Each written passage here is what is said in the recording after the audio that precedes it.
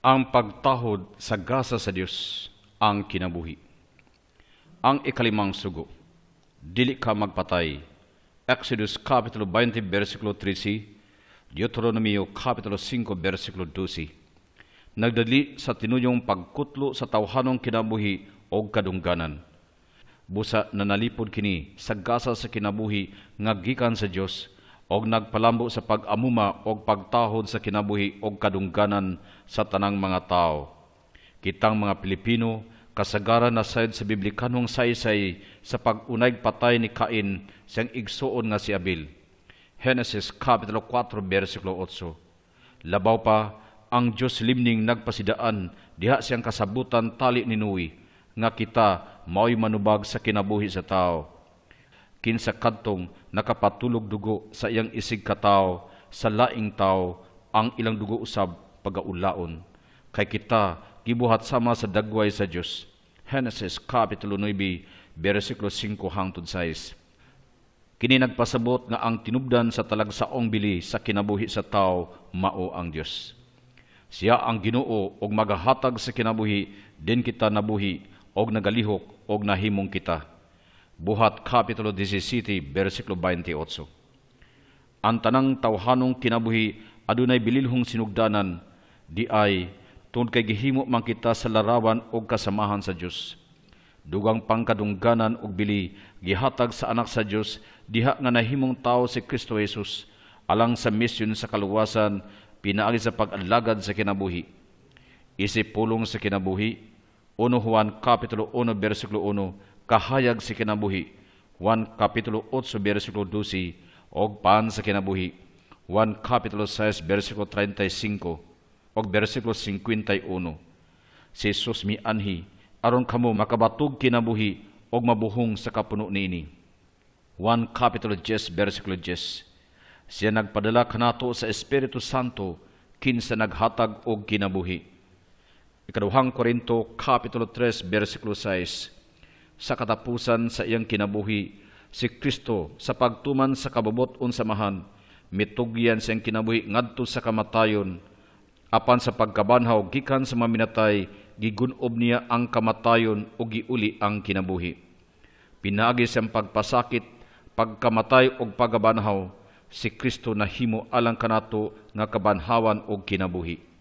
Juan Kapitulo 11, versikulo 25.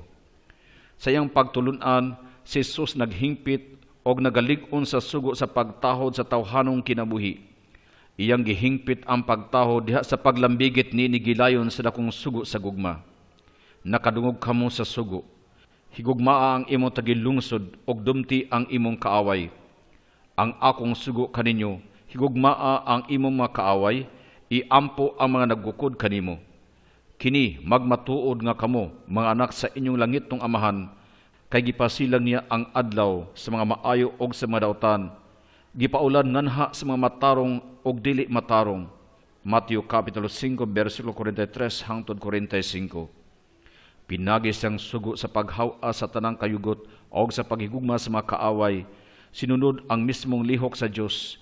Si Jesus nagtukbil sa sukaranang pangutana, mahitungod sa kinabuhi ug kamatayon. Ang pagdumot sa iyang isig katao, mamumuno o kamo nasayod nga ang kinabuhing dayon wala diha sa kasing-kasing sa mamumuno.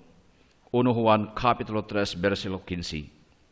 Si Jesus nagpalig-on sa maong kasuguan, pinagi sa pagdili bisan sa kasilag. Nabati ninyo ang sugo nga gipahamtang sa inyong mga katigulangan. Dili ka magpatay, ang nagpatay taralon sa hukmanan. Apan sultihan ko kamo, ang magbatog kasuko sa iyang igsuon may agom sa hukom.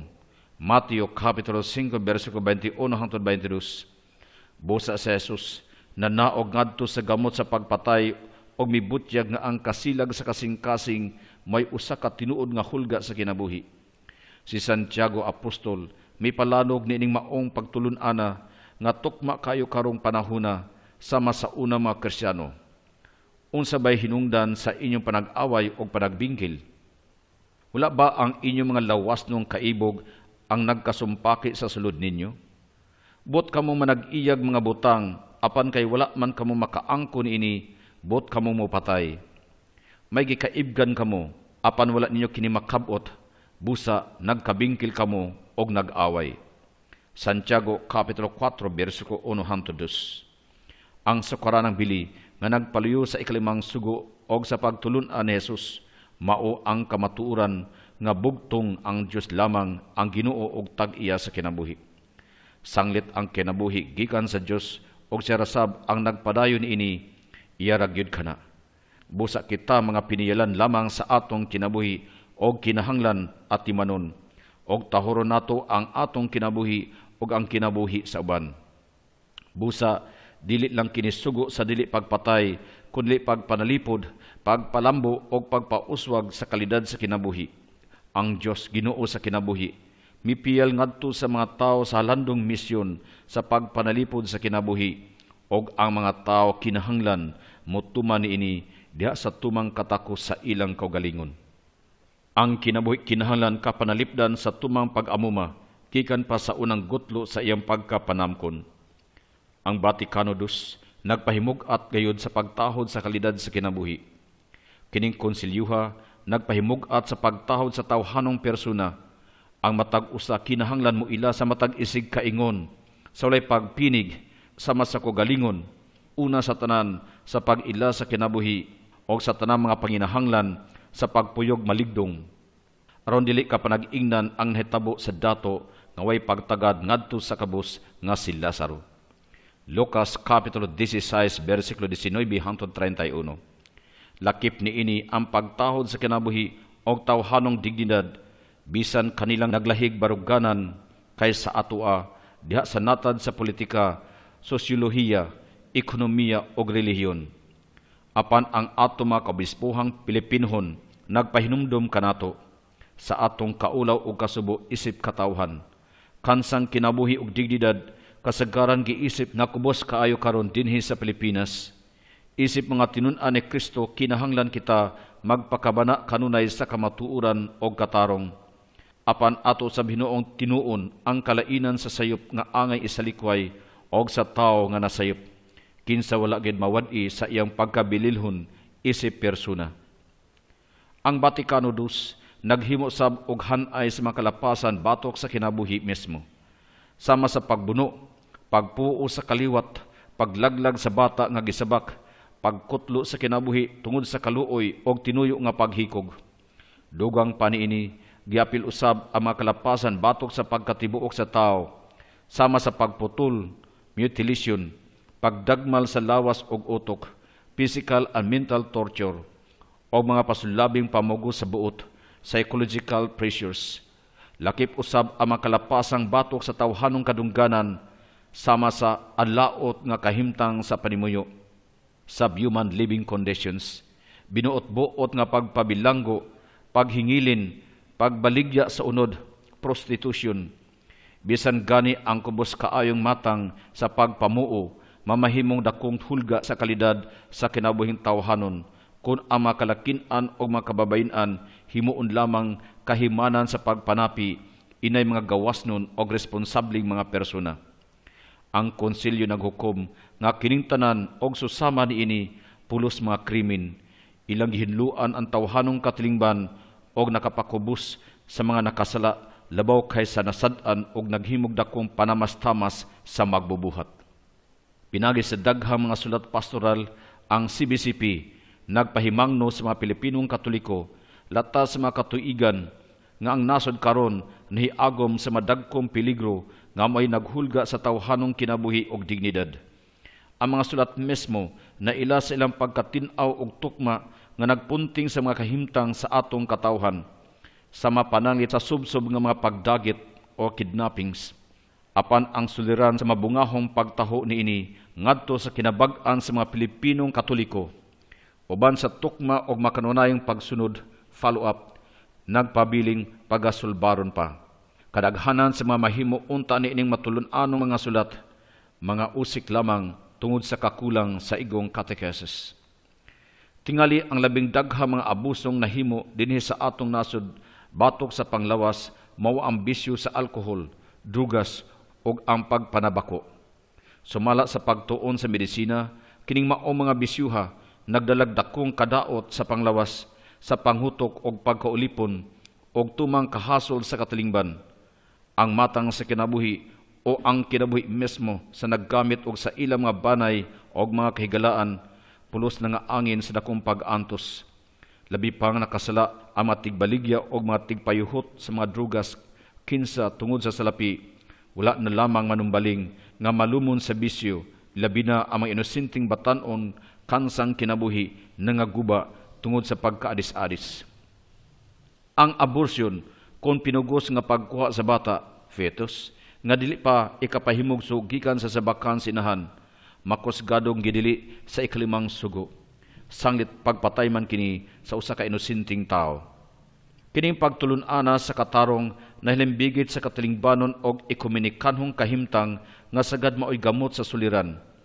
Daghan sa mga kababayen-an nga tungod sa kasakit, pag-antos og kahadlok, modangop na lang pagkuha sa ilang gisabak sa pagtuo nga wala na sila laing kapilian. Napugos sila paghimo niini.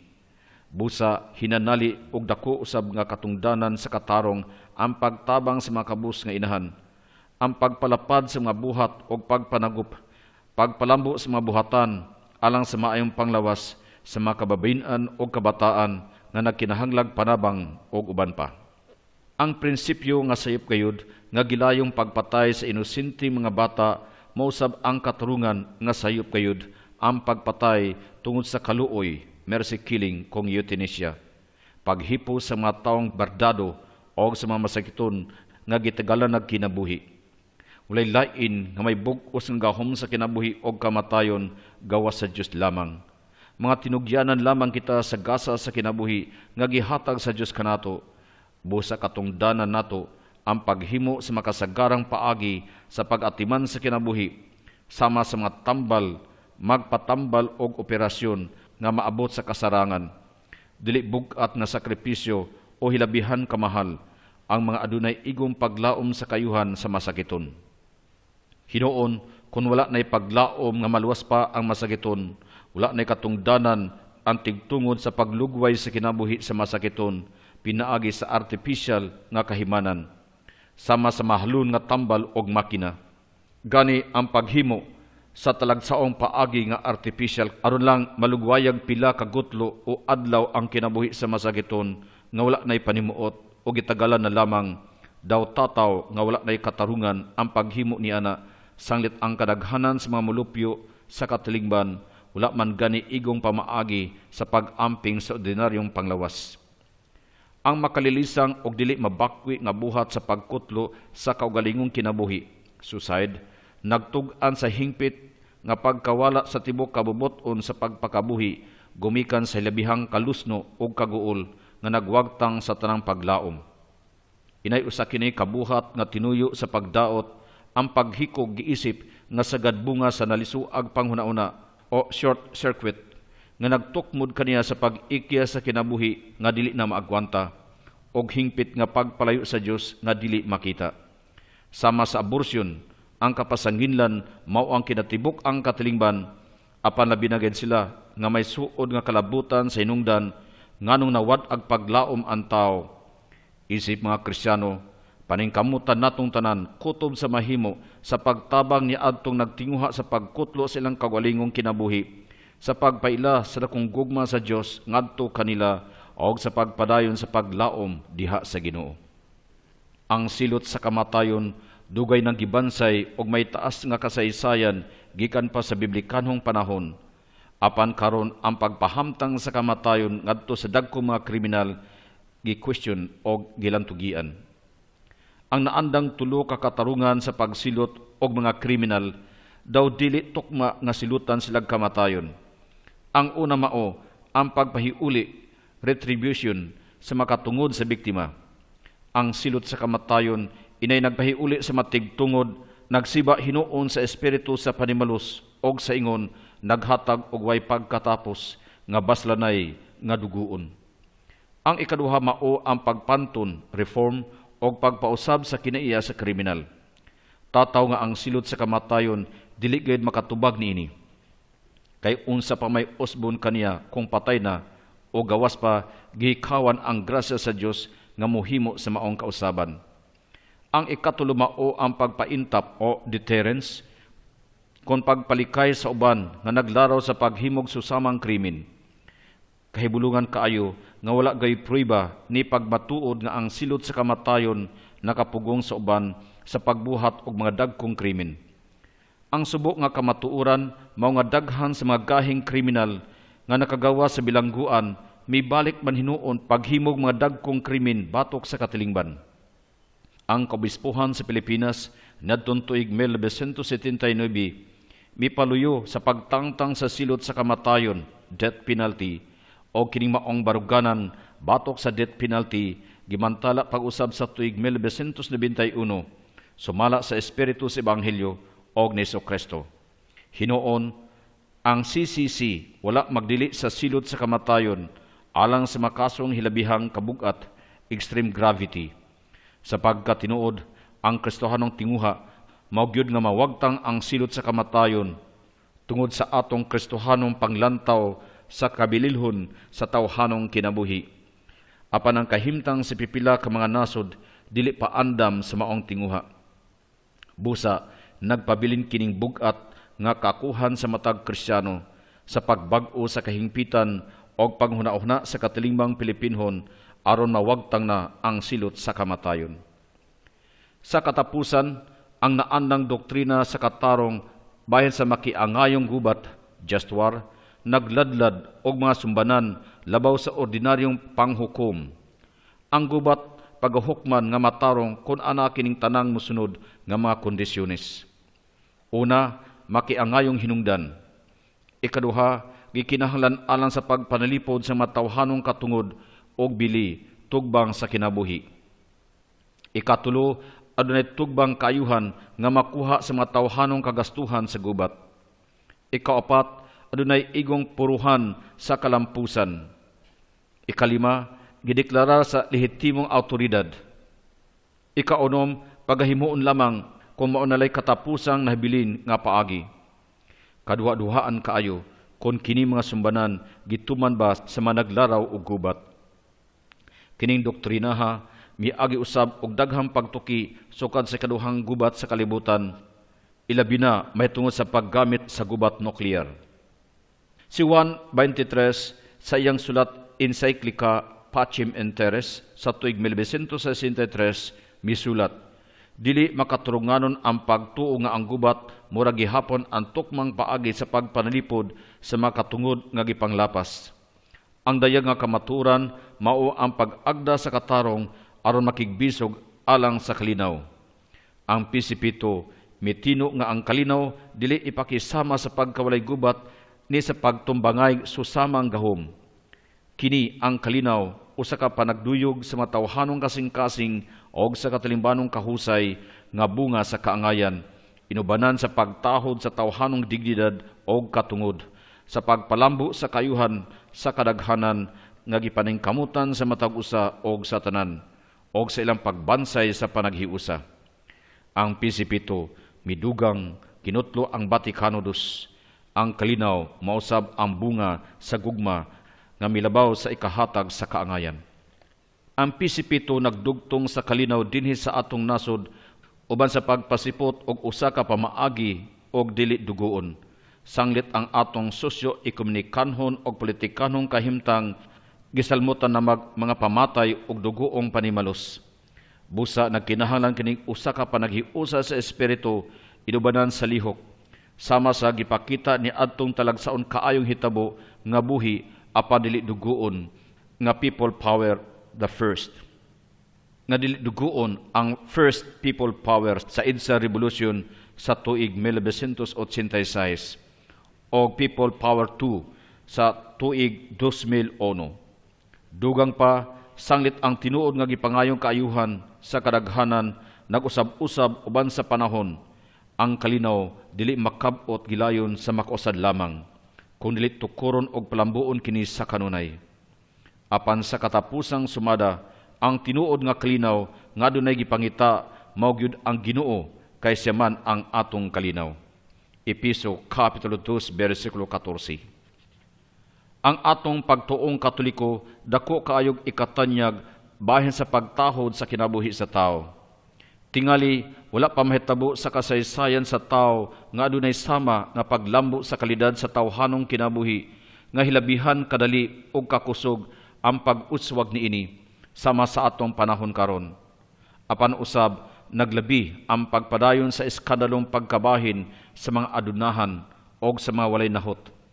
Ang pag-uswag sa sinsya o teknolohiya nakahupay man tungod sa mga sakit, kalisod, pag-antos o sa kabugat sa mga buluhaton o naghatag daghang maayong mga butang sa daghang mga tao. Apan subo lang nga sa maong higayon, makadaghan nagpalubog usab kini sa ubang mga hiyas o panukarang bili sa kinabuhing tawhanon.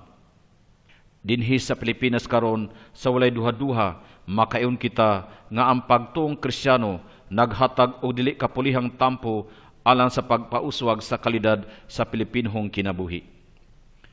Pinasikad sa mga pagtulunan sa atong pagtuo nga nagpahamutang sa dignidad sa tao diha sa Dios, ang magbubuhat og manuluwas, ang amahan, ang nabanhong anak nga nagpakatao o ang Espiritu Santo, ang maong pagtuo na nalipod sa pagtahod alang sa magidikanan o sa kinabuhi sa tao sa paagi nga dili matarong. Walay gahom o pundok dinhi sa kalibutan nga makakuha sa dili matangtang nga dignidad sa tawhanong persona, bisan sa tanang nagpadayong mga pagdagmal, panghulga, pagpasakit o panglupig sa kalibutan, o bisan dinhi sa atong kaugalingong nasod, ang pagtuo sa Dios atong mahigugmaong magbubuhat, mubaro gayud nga buhing tinubdan sa Pilipinong kauhaw nga way katagbawan alang sa kagawasan o kaangayan. Dugang pa kining kauhawa gyatiman, gipadayag o gisaulog diha sa Kristohanong liturhiya sa duha ka paagi. Una, pinagi sa pagpahibalo sa katilingban sa atong pagkamakasasala o masalaypon. Ang liturhiya mitabas latas sa tanang hunahuna sa pagsalikway sa uban, isip kaaway sa tawhanong kinabuhi. Ikaduha, diha sa pag-ampo, nagagikan kanimo, pinaagi sa imo anak, si Kristo among Ginoo, diha sa buhat sa Espiritu Santo. Kita gidalagyod sa atubangan sa gugmang way sukod nga mauray tinubuan sa atong mismong kinabuhi o sa tanang kinabuhi sa tao. Mga pangutana ug tubag. Unsa man ang labing unang paagi nga kita mahigugma sa usag-usa? Gihigugma nato ang usag-usa pinagi sa pagtahod sa gasa sa kinabuhi nga gihatag sa Dios o sa tinuod nga pag-atiman sa usag-usa alang sa pagpalambo sa kalidad sa kinabuhi sa tao. Giunsa sa mga ginikanan pagtahod sa kinabuhi sa tao. Ang mga ginikanan mao ang isig ka magbubuhat sa kinabuhi sa tao, isip mga gawas nun tig palihok sa gugma sa Dios, pinaagi sa tulubagong pagpadayon sa kaliwat sa tao o sa pagpalambo sa kalidad sa kinabuhi. Unsaon sa ikapat nga sugo pag-umol sa kinabuhi sa tao? Pasidunggi ang imong amahan ug inahan. Nag-awhag sa inanak nga pagtahod alang sa magidikanan nga gikinahanglan alang sa kayuhan sa banay o sa katilingban. Unsaon paghatag sa maong pagtahod alang sa maginikanan? Ang inanak nga pagtahod alang sa maginikanan ihatag. Una, dili tungod sa ilang katakos, kakugihan o laing hiya sa kinaiya, kundi tungod sa ilang pagkaginikanan. Ikaduha, dili lamang alang sa kayuhan sa usa ka banay, kung dili usab alang sa tibok katilingban. Ikatulo, ang susamang pagtahod ihatag ngadto sa amahan ug inahan. Unsa ang kasagaran mga babag sa pagtuman nining sugua? Ang kasagaran mga babag mao: una, ang magginikanan nagpasagad ug nag-abusar sa ilang mga anak. Ikaduha, ang ang sa pagtubo sa mga bata ug mga batan-on nga muhagit sa pailob ug pagsabot sa ginikanan. Ikatulo, ang generation gap kon panaglayo tali sa ginikanan og mga anak nga misamot paglagyo tungod sa kakusog o kalapad sa modernong kultura diha sa dagan o kausaban sa teknolohiya. Giun sa pagpalambo sa mga ginikanan ang kinabuhi sulod sa ilang mga panimalay. Ang ikaapat nga sugo nagmando sa mga ginikanan sa pag-atiman o pagtahod sa ilang mga anak isip mga persona nga may kaugalingong katungod. Aduna sila'y katungdanan sa paghatag sa mga kinahanglanon sa ilang mga anak kutob sa ilang mahimo. Ilabi na bahin sa Kristohanong mga pagtulunan. Unsa man ang panglantaw sa Kristohanong pagtuo alang sa banay. Ang banay isip tinubdan sa kinabuhi mahimong tan-awon nga usa ka una, panaglambigit sa kasabutan, nga gitukod sa Dios diha sa pagmugna, din gipatigbabaw labaw sa tanan ang gugma sa banay. Ikaduha, simbahan sa panimalay, nga pinaagi sa bunyag, nagaambit sa hinugpong gugma sa Santissima Trinidad o nahimong tulungaan sa pagkatinun-an ni Kristo o sa mga hiyas nga Kristiyano. Ikatulo, labing una og buhing pahak sa katilingban nga nagpaturok og nag-alima sa mga hiyas nga gikinahanglan sa mismong katilingban. Unsa may gipasabot sa banay isip kasabutan? Isip kasabutan, ang banay maoy usa ka katilingban sa gugma sa mga ginikanan og sa mga magsuong lalaki ug babayi alang sa usag-usa sa mga kadugo og ubang mga sakop sa panimalay. Ang tanan nakagamot diha sa talikala sa kinayahang unod ug dugo og sa grasya sa Espiritu Santo. Giunsa sa banay pagkahimong simbahan sa panimalay og unang gikinahanglan bahin sa katilingban. Isip simbahan sa panimalay, ang banay nagpadayag og nagpahigayon sa panagiusa ni Kristo og sa Espiritu nga iyaha sa simbahan. Isip una og labing gikinahanglang bahin sa katilingban, ang banay mao ang dapit sa sinugdanan og epektibong tuburan sa pagkapersona og pagkatawhanon sa mga sakop sa katilingban. Giunsa sa ikalimang sugo pagpalambo sa kinabuhi sa tao.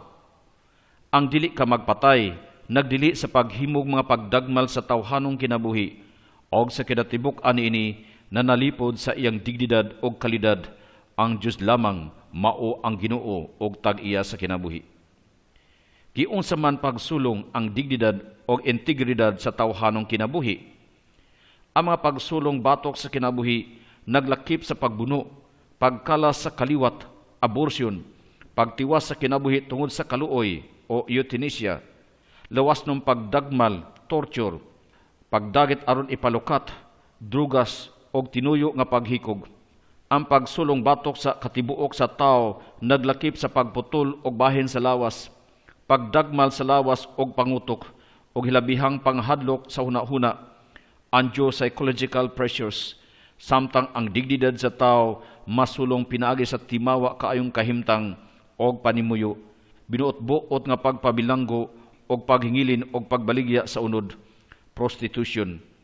May tungod sa silot sa kamatayon og sa gubat alang sa kaangayan, gituki og gilantugian pa hangtod karon sulod og sa gawa sa simbahan. Unsa man ang sagad nga mga paglapas batok sa maayong panglawas? Ang sagad nga pag-abuso batok sa maayong panglawas mao ang mga paghubog, pag-adis-adis ug ang pagpanabako. Giunsa man ni Jesus paghingpit sa ikalima nga sugo. Si Jesus naghingpit sa pagtahod sa kinabuhi pinaagi sa una, paglambigit niini gilayon sa gugma o gani paghigugma bisan sa mga kaaway. Ikaduha, pagpuyo o pag-ugmad niini diha sa pagpugong bisan sa kasuko sulod sa kasing-kasing nga may hinungdan sa mga buhat sa pagdagmal batok sa isig kaingon.